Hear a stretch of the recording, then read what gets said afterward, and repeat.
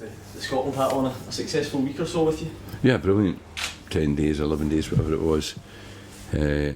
Personally, I feel, Gordon was totally vindicated. We have learned so much in the last, period.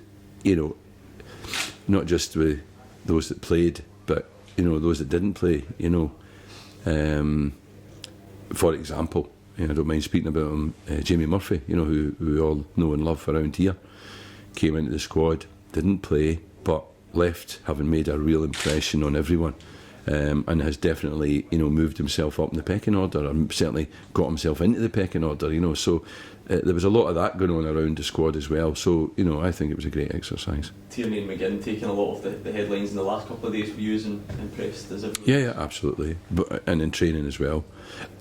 The other thing about this is, the modern players never, cease to kind of impress me in the sense of their attitude, like the both those boys you talk about. Lovely boys to work with, great boys to work with, a credit to their clubs, really are. They come along and they're so professional and so courteous in everything they do, really, really fantastic, so yeah, it was good. What's the school of thought then? Did the international break come at a bad time, so-called, for Motherwell? No, I don't think so. For instance, we probably got Laz fit, so, there you are. If nothing else, we've got our captain back, so that's a positive. The others are rested. I know that some of the Scotland lads felt that the days off they had prior to coming in for the second game was an advantage. They trained really sharp, they looked well, so I'm hoping obviously that'll have the same effect on our lads. A lot of them have had days off and rested, so they're ready to go. Steve, I wasn't here yesterday, obviously on Tuesday. Steve Robinson, and Steve Robinson reckons that on Tuesday and Wednesday they've probably trained the best since he's been at the football club, so it seems to have done us good. I know a lot of the attention, because it's been so tight, has been about trying to pull away from that playoff spot, but with just 2 games to go, are you able to switch the mindset and just sort of shoot for the top 6 now?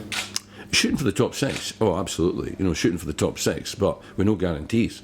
We know we've still got work to do, and the game at Inverness, regardless of their recent form, is a hugely difficult game for us. It's a massive game, both in terms of where it could take us into the top 6, and also in terms of the difficulty of the game. I got a great respect for the way they play and the way John goes about his business, and I know it's going to be.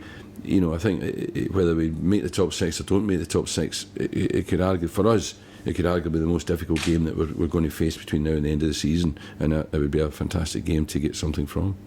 I mean, 5 or 6 weeks ago, it didn't look like it was going to be possible. You went to Dundee United, got that result, and you've had a good run since then. Does that give you a wee bit, take the pressure off you? Nobody expected you to get the top 6.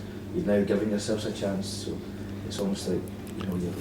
But then it becomes a different sort of pressure, Now the criticism comes, we don't make the top 6, So it's a never-ending story, You're playing for the next game, you're playing for the next objective, and your pressure from the next sort of set of expectations, So from that point of view, it doesn't change. We're now sitting 5th, and our supporters will expect us to finish in the top 6.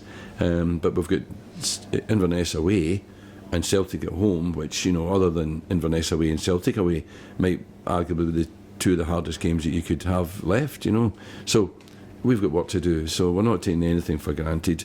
And, once these games are done, then we'll take stock and see where we are. If we're in the top 6, it'll be fabulous. If we're not, then we'll have to get the job done in terms of making sure we don't slip into any playoffs or anything like that. You said in the past how you respect the way John sets up his team and tries to play football as well. Is it a game you still have to think tactically more than any other? I think it is, because John's always got a trick or two up his sleeve. But also, I looking at it, and and they lost a couple of games, and I think that they've sort of taken stock a wee bit, and they're playing slightly differently. So this sitting here today, we're not 100% sure exactly how they'll come out, whether they're going to come out in the form of recent, the way they've set up, or whether go back to their more passing style. So until the game starts, we won't really know that. But we'll prepare for every contingency, and try and give ourselves a chance of winning the game, regardless of how they come out. We've got to come out right and do better. Just on the injury front, Louis Lang, is he still? Louis still struggling, yeah. To be honest, I've not had an absolute update as to whether it'll be next week or the week after, but you know, I think we're probably thinking it's after the next break, you know, which is the cup semi-finals. You know. Well, thank you very All much. right, guys. Cheers. Well done.